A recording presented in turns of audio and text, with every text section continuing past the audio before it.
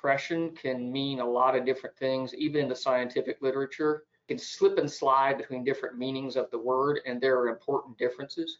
So in most research papers on depression in the pain field and also in sickle cell disease, the word can mean lots of different things.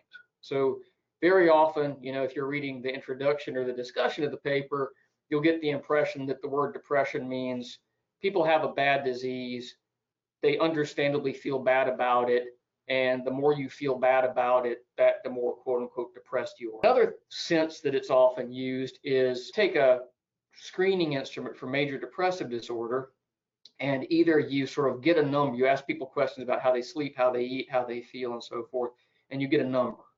And the higher that number, the more quote unquote depressed people are, or you set a cut point on that number, and the people who screen positive you call quote unquote depressed, right? Now these are all very different ways of using the word depression than what somebody like me, a psychiatrist, like most clinical psychologists, would mean when they say a major depressive episode or a major depressive disorder.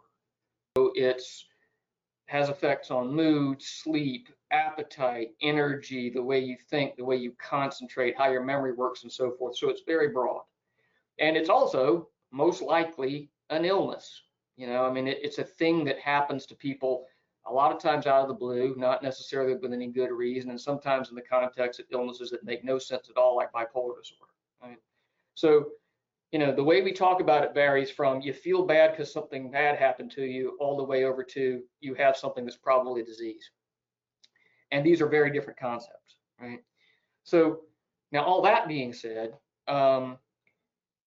when in the literature around depression and chronic pain, there is a pattern that cuts across all definitions of depression, which is if you have it, you are more likely to develop chronic pain. And if you develop chronic pain, you are more likely then to develop depression in all those forms that I just said. But pretty much core to the argument I'm going to make to you is we need to be screening for major depressive disorder.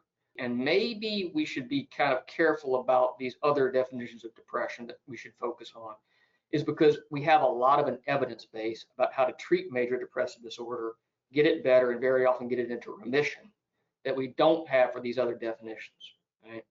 So if you cast the net too wide, sometimes you don't know what to do with the fish you catch, basically. But if we catch major depressive disorder, it tells us what to do.